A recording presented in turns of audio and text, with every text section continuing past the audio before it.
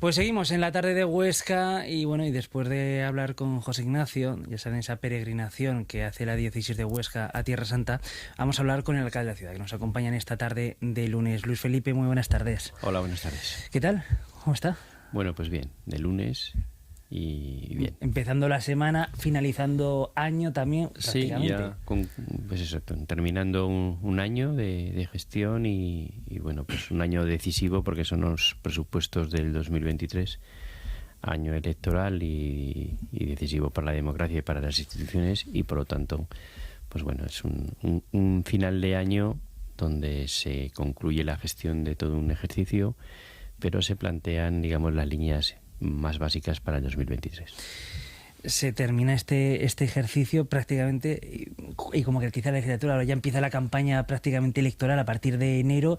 Si pudiéramos hacer un balance de esta legislatura, por llamarla de alguna forma, ¿no? Porque estos 2 años de parón seguro que han dejado en el cajón muchísimos proyectos que le hubiera gustado como alcalde que hubieran salido adelante en esta ciudad. Sí, cuando tomamos posesión nadie sabía que íbamos a vivir una situación de pandemia, pero yo subrayaría 2 cosas fundamentales en este mandato. Una, el nivel de cogobernanza y de entendimiento que ha tenido el Ayuntamiento de Huesca entre los diferentes grupos municipales para afrontar algo que no estaba en el guión, que era una pandemia, y donde ha habido mucho acuerdo y mucho consenso en políticas en favor de las personas, de las familias, de las actividades económicas.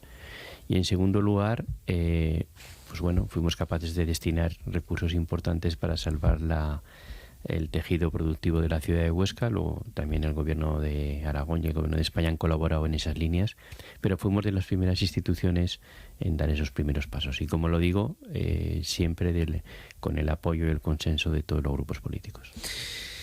En esta legislatura se han hecho cosas, por ejemplo, se ha terminado Ramón y Cajal, que yo creo que ha sido que era necesario, ¿no? Esa renovación es que los años pasan y parece que no, pero en la ciudad de Huesca hay que ir renovando muchas cosas.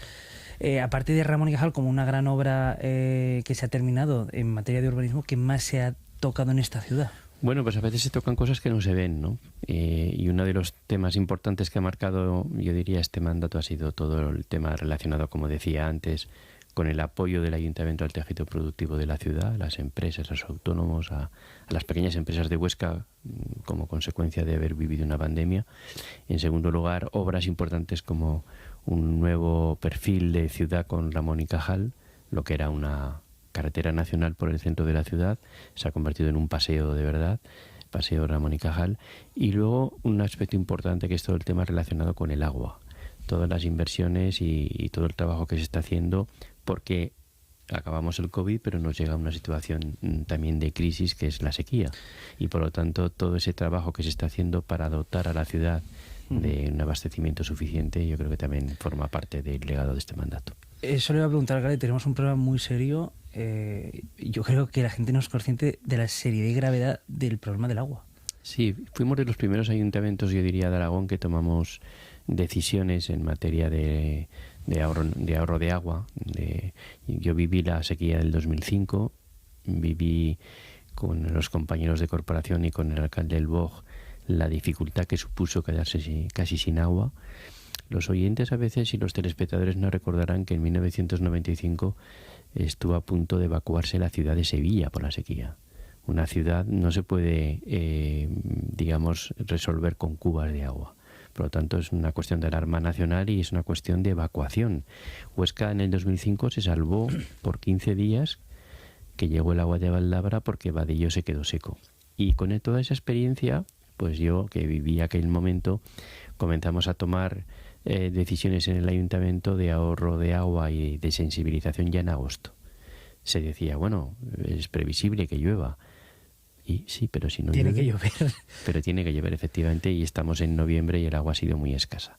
Vadillo bajando, hemos conseguido ahorrar mucha agua con políticas que no han afectado a los hogares ni a las actividades económicas, sino con políticas de ahorro del propio ayuntamiento. Y gracias a eso, los 48 núcleos que beben agua de Vadillo no se han visto tremendamente perjudicados, gracias al ahorro también que Huesca ha tenido con respecto al agua de Vadillo. Y estamos concluyendo ya, porque también se decía, bueno, ¿por qué no se coge todo el agua de Valdabra?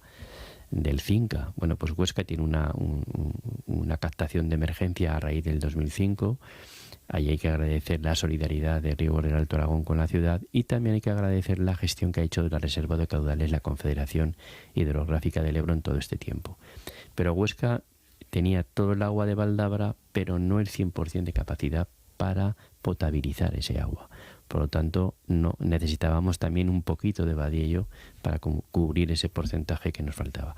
Con las obras que concluirán en este mes de noviembre, Huesca tendrá la posibilidad de potabilizar casi el 100% del consumo de agua. Pero es cierto que mientras Badiello baja por decantación, Valdabra es todo gasto de ahorro energético, hay que elevar el agua. Y todos esos parámetros hay que valorarlos a la hora de ir tomando las decisiones. Bueno, estamos en noviembre, se anuncian borrascas, lluvias, pero llegan pocas a esta zona. Esperemos que acaben llegando y por lo tanto este tema se acabe resolviendo. Pero tenemos que ser conscientes que Vadillo tardará un tiempo importante en recobrar todo el caudal que ha perdido con la sequía. Creo que estaba el 12%, si no me equivoco, más o menos. 12 y bajando. 12 y bajando. Desde luego es un problema muy, muy serio, pero bueno, hay que poner esas herramientas. Ya se pusieron en marcha en el 2005 y ahora tenemos que tirar de ellos. Es lo que toca. Esperemos que llueva. Alcalde, otro de los problemas que hemos comentado mucho y se ha hablado aquí es el tema de vivienda. De vivienda. Es un tema, yo creo que tenemos un problema como sociedad de la vivienda. O sea, la vivienda libre que se hace a unos precios que, bueno, yo jamás había pensado que en Huesca podría valer tanto un piso. Pero a unos precios yo creo que muy altos. La VPO va con muy cuentagotas, falta, pero también los alquileres es altísimo. Tenemos que buscar una solución. Bueno, primero con el tema de vivienda, que efectivamente es un problema no solamente achacable a lo que vivimos en la ciudad de Huesca, sino en general en el país. La vivienda de protección, y en Aragón también, digamos que se construye muy poca. Pero claro, hay que preguntar por qué. Bueno, pues recientemente se actualizaba, después de 13 años, los baremos para la construcción de vivienda de protección. Es decir, cuando un promotor se pone a construir vivienda de promoción, tiene que, como mínimo, resolver su problema de negocio. No puede ir a perder dinero, no va nadie a perder dinero. Por lo tanto, esos baremos hacían inviable que ningún promotor entrase a la construcción de vivienda de promoción. Segundo, ¿quién tiene la competencia en materia de vivienda? Gobierno de Aragón y el Gobierno de España, pero fundamentalmente el Gobierno de Aragón. Los ayuntamientos no tenemos competencia ni podemos convertirnos en promotores de vivienda. Y en tercer lugar, es cierto que en Huesca, como en muchas ciudades, la crisis financiera del 2008-2010 hizo que muchas empresas importantes de la ciudad en materia de construcción de vivienda quebrasen, entrasen en concurso de acreedores y quedase muy tocado el sector. Poco a poco van retomando, van apareciendo nuevas iniciativas, y en este momento en el Ayuntamiento hay encima de la mesa iniciativas de nuevos polígonos de vivienda. Eso no se hace de hoy para mañana.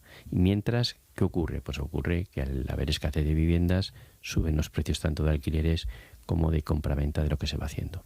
Yo confío en que en un periodo corto, 5 años, Huesca tenga capacidad de haber construido vivienda en nuevos desarrollos urbanísticos que vengan a resolver esa falta de oferta en vivienda.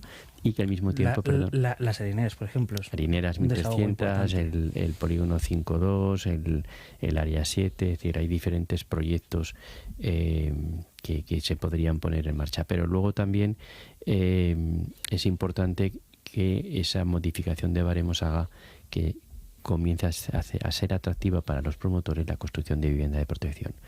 Como digo, si no es posible eso, no se construirá vivienda de protección y será un problema que al mismo tiempo limite mucho lo que es la construcción de otras promociones de vivienda.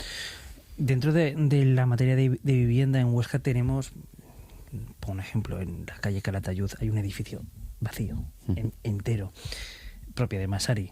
O cuando sales de visitar los claustros de San Pedro, una joya que tenemos en Huesca, te encuentras unos solares. Ahí se puede actuar de alguna forma. El Ayuntamiento actuó ya en el Coso Además fuimos el primer ayuntamiento de Aragón, de acuerdo a la ley aragonesa de urbanismo.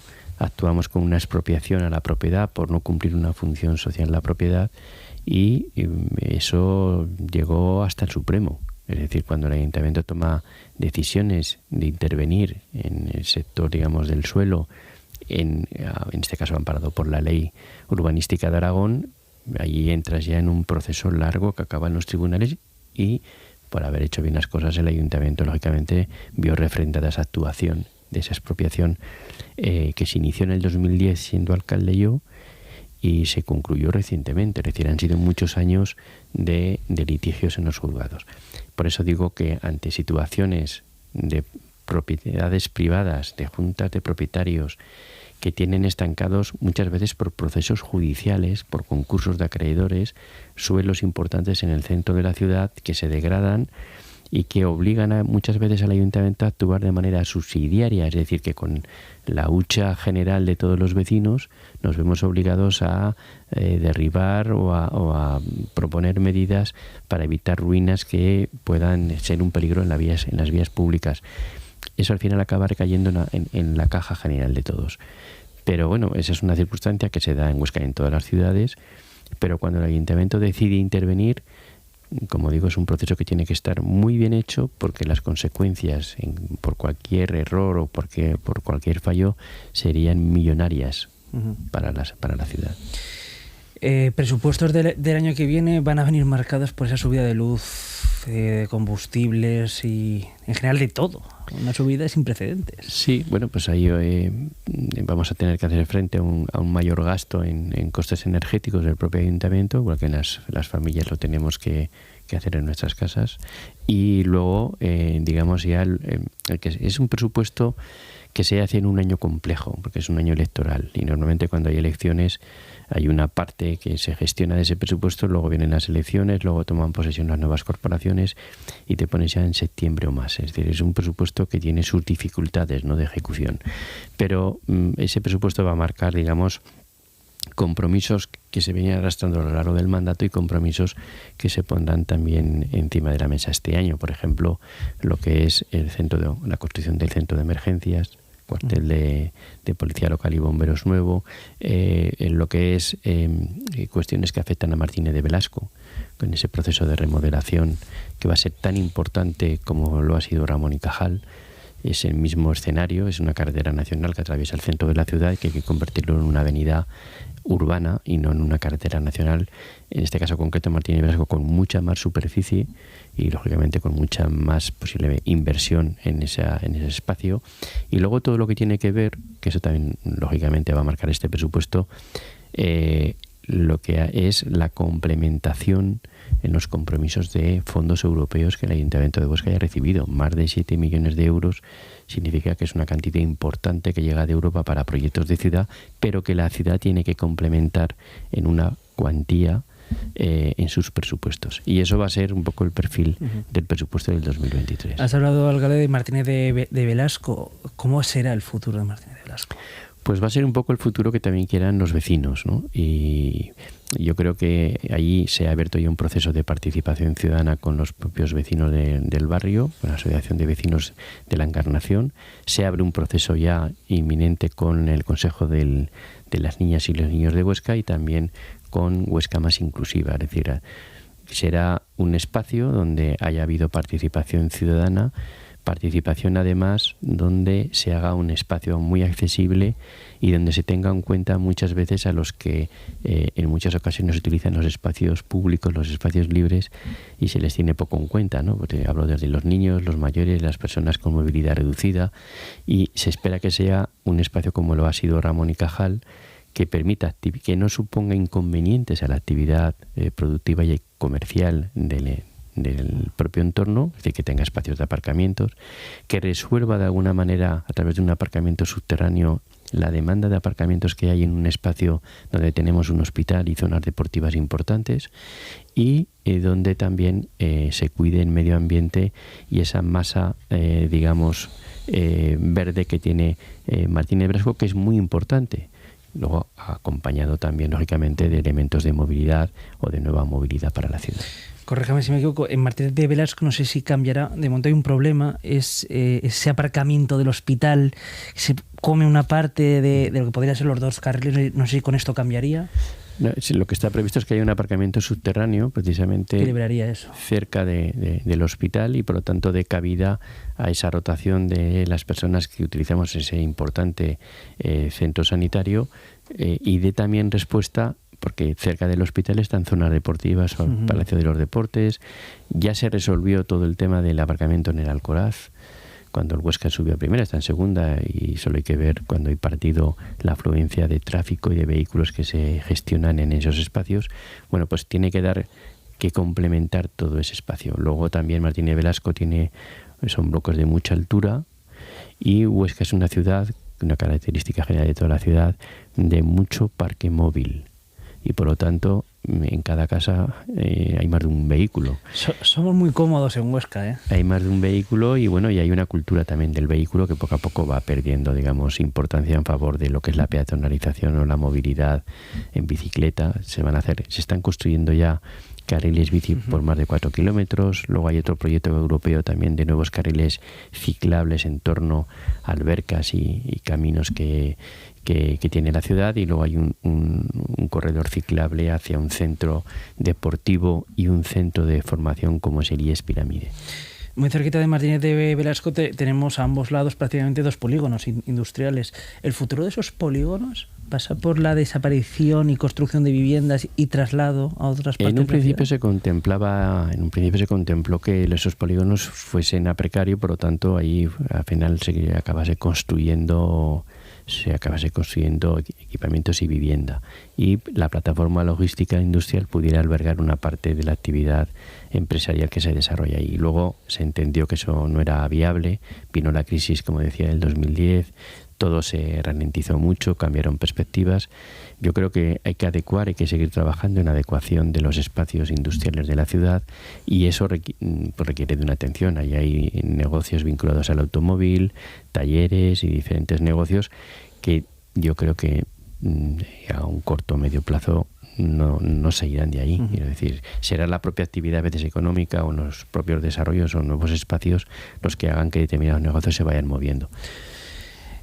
Materia empresarial. Bueno, Huesca es una ciudad por su característica muy funcionarial, hay mucho funcionario, pero poco a poco se van implementando empresas, que yo creo que el sector es una cosa muy importante, ¿no?, en el día a día de la ciudad. Además es el sector que crea riqueza, que crea puestos de trabajo. En materia empresarial, ¿estamos bien? Yo diría que sí. Huesca tiene un tejido productivo. Fíjese, a veces cuando se habla de grandes empresas, el 95-97% de las empresas españolas y aragonesas tienen menos de 50 trabajadores, y Huesca está dentro de ese perfil. Es decir, lo que prima son pequeñas empresas, pequeñas industrias. Huesca yo creo que el futuro de Huesca pasa por 2 líneas importantes, a mi juicio, de futuro. Primero, cuidar y mantener el tejido productivo que tiene Huesca en estos momentos. Empresas que están haciendo un gran esfuerzo y que han pasado y que han sobrevivido a crisis importantes, la crisis financiera del 10, la crisis del COVID, y que por lo tanto requieren de atención y de cuidado de la propia ciudad. Y por otro lado, el futuro pasa fundamentalmente por 2 líneas. Yo siempre he dicho que la industria que llegue a la ciudad de Huesca llegará de la mano del sector primario, es decir, la materia prima más importante que tiene Aragón y que tiene Huesca es su campo y su ganadería, y por lo tanto el sector industrial que llegue a la ciudad llegará de la mano de este sector. ¿Cómo llegará? Pues llegará de la mano de la innovación aplicada al sector primario. Hace poco presentábamos un proyecto empresarial que es Instalan Plus, que es Faes Pharma. Esta empresa, que tiene vinculación lógicamente con el sector primario, aplica mucha innovación y especialización en productos alimentarios para lechones, para animales de primeras edades. Lo importante de esta empresa es que ya aterriza en Plus, en el resto de polígonos de la ciudad. También hay empresas de estas características en Huesca, afortunadamente, pero aterriza una empresa con mucha innovación y con procesos muy elaborados. De acuerdo que son 25 puestos de trabajo iniciales, con otros puestos de trabajo indirectos, pero más que el puesto en sí, el número cuantitativo está qué aporta de valor este tipo de empresas al sector. Pues aporta el futuro, que es la innovación y la aplicación de tecnologías en transformación de producto del sector primario. Y en segundo lugar, importante también, la ciudad tiene que, y lo está haciendo, o lo estamos intentando, especializarse en la nueva economía, en las nuevas tecnologías, en los conocimientos tecnológicos. El aterrizaje de Amazon en la plataforma de Huesca ha atraído otras empresas. Hay un anuncio ya de alguna empresa que va a aportar más de 200 ingenieros en el horizonte del 2024. Bueno, pues esa doble vía de futuro de acción, atraer industria vinculada al sector primario en innovación y atraer industria de la nueva economía, de los conocimientos tecnológicos, de las nuevas tecnologías. Alcalde, yo el otro día comentábamos precisamente la famosa agencia espacial, ¿no? Yo pensaba que íbamos a apostar desde Huesca, ¿eh? Yo creo que cuando hay un proyecto de descentralización como es este, cuando apuestas tienes que apostar con muchas garantías, porque no hay nada peor que conceder una expectativa a un territorio de que vas a conseguir una descentralización importante de algo y luego que no se lleve a cabo. Eso significa luego que luego hay que trabajar mucho en la frustración. Huesca es una de las capitales de España que primera tuvo la descentralización de un centro importante de Madrid, que fue un cuartel general del Ejército. Eso no hay que olvidarlo. Huesca acogió un cuartel general del Ejército, de la División Castillejos, un cuartel muy importante del Ejército Español, que estaba ubicado en Madrid, en la capital, y que ha llegado a Huesca. Y que también supone una línea importante de desarrollo y de riqueza para la ciudad, con todo lo que va a conllevar el funcionamiento de este acuartelamiento. Pero si haces una apuesta, lógicamente, para estos procesos que serán a concurrencia competitiva, que no es fácil, que hay que competir bien, porque vas a competir con proyectos muy sólidos y de ciudades importantes, hay que tener garantías de que eso puede salir adelante. Que esos dos requisitos que decían aeropuerto y AVE, digo, aquí tiene uno, pueden aterrizar los ovnis y todo lo que quieran. Y en el aquí AVE... tendríamos algunas de esas condiciones que se proponen, pero hay que cuajarlo bien ese proyecto. No se puede acudir solamente con voluntad o cumpliendo una parte. Yo creo que eso requeriría de un espacio de tiempo mayor y sobre todo de poder apostar para conseguirlo. Yo me llevo un chasco, digo, tenía que haber venido a Huesca, hay que conseguir todo lo que podamos. Alcalde, por ir terminando, presentó su candidatura oficial a las próximas elecciones del año que viene. ¿Qué programa va a llevar, si puede revelar? No, yo creo que, bueno, pues el proceso de tener una Huesca, digamos, con estabilidad institucional, es fundamental tener estabilidad, no tener radicalismos ni vivir en la incertidumbre de qué decisiones se van a tomar. En segundo lugar, apostar, como decía antes, por proyectos de futuro por el que muchas ciudades digamos van a pelearse. Tener un espacio de capitalidad no solo en la provincia sino en el conjunto de Aragón. Huesca capital tiene que jugar, es la segunda ciudad de Aragón y tiene que jugar en el marco de esa importancia. Por lo tanto, tenemos que jugar eso, porque Huesca, que es una provincia tremendamente equilibrada en el territorio, en las cabeceras comarcales, juega yo creo que con más ventaja que otras provincias aragonesas, pero Huesca no puede renunciar bajo ningún concepto a la capitalidad. Y ahí, pues desde pivotar lo que son los campus universitarios, los nuevos estudios. Ayer había una noticia importante de la consejera de Sanidad, donde manifestaba el consenso en el ciclo grado completo de medicina en Huesca, que recientemente aprobaba el patronato del estudio general. Apostar por titulaciones que sean atractivas, no solo para atraer estudiantes, sino para convertirnos en una ciudad donde la universidad tenga un papel importante. Apostar por la innovación, apostar por las empresas que aplican nuevas tecnologías y ser un referente en ciberseguridad y en otro tipo de proyectos. Tener medios y materias que te garanticen ese futuro. No lo hemos comentado antes, pero Huesca va a tener la conexión con Monte Aragón, que será en base de Monte Aragón, un aspecto tremendamente importante para garantizar agua no solo para el consumo de boca, sino para actividades económicas. Eso va a ser tremendo. El compromiso del gobierno es que esas obras puedan licitarse a lo largo del 23, porque el proyecto estará concluido, y puedan comenzarse en el 24. Acaba de decir Monte Aragón, desde desconocimiento. Primero se tendría que entregar la obra. No, la obra está concluida, pasó las fases ya de prueba.